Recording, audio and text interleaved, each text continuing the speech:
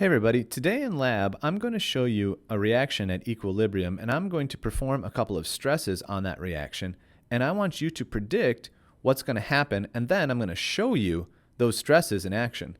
So the reaction that we're working with today is a cobalt solution that has chloride ions attached to it, and when mixed with water it produces a dynamic equilibrium where 4 chlorine ions get released into solution and cobalt gets hydrated or attached with waters.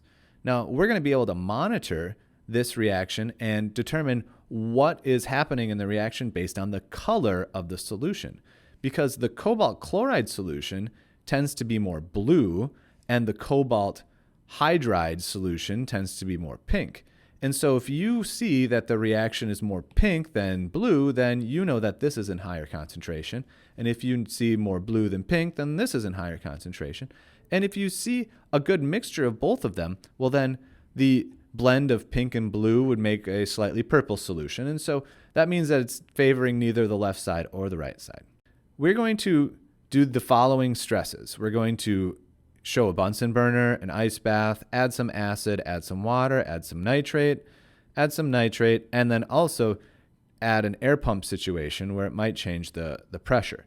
So in this column, I want you to tell me what the different stresses will be when I add these chemicals or add these physical changes to the system at equilibrium.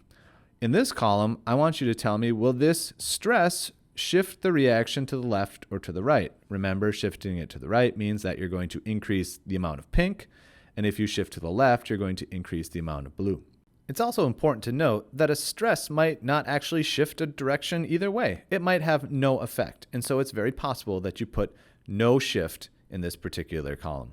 I want you to then predict the color change, and finally, leave this column blank because this is how we're going to kind of check what happened.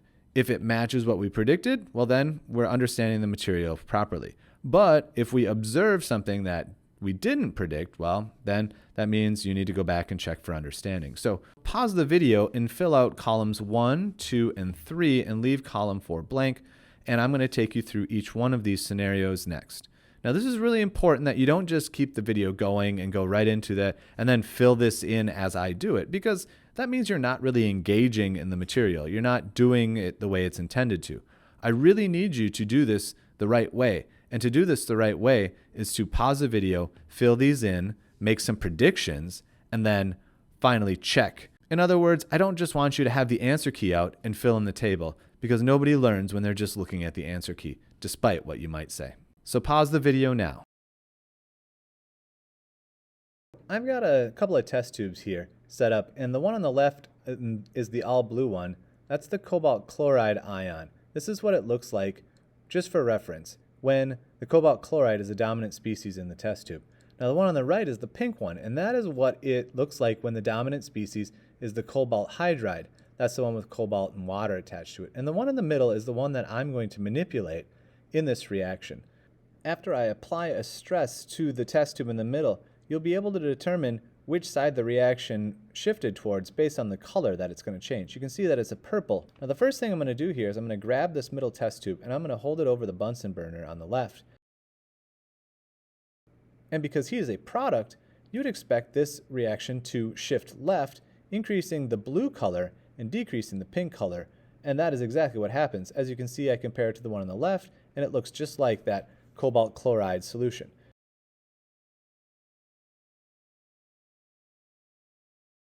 Now I'm going to take this and I'm going to immerse it in some ice cold water. This time I'm going to remove the heat, and it's going to pull equilibrium back to the right.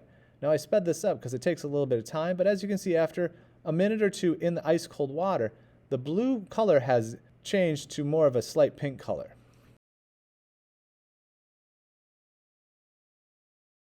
Now I've reset the test tubes and I have my test tube at equilibrium once again in the middle. This time I'm going to add 12 molar hydrochloric acid. And the 12 molar hydrochloric acid actually adds chlorine ions into the solution. And chlorine ions are one of the products. And so what you'll see here is that this is going to force reaction back to the left. As I add more chlorine ions, the concentration of the chlorine goes up, putting stress on this reaction, and you'll see more of that blue colored solution showing up, which is evidence that the reaction has shifted to the left. Next thing I'm going to do is I'm going to add some water. Water is one of the reactants. So I'm going to increase the concentration of one of my reactants. And once again, I'm going to put stress on this reaction at equilibrium, and it's going to shift back to the right. You can see that the pink color is starting to reemerge. This increases the concentration of the reactant side, and as a result, it's going to shift to the right, causing increased cobalt hydride, as you can see when I compare it to the test tube on the right. Once again, I'm going to reset my test tube in the middle. I'm going to get some fresh purple liquid, and this time I'm going to add some potassium nitrate. And I want to just add the pure ions, potassium nitrate, and that's K plus and NO3 minus. And potassium and nitrate, neither of which are on the reactants or product side of this reaction. So adding potassium nitrate, as you might expect, will shift the equilibrium neither left nor right. It has no effect on the shift in equilibrium. And so instead, I'm going to add some silver nitrate solution to my purple liquid in the middle.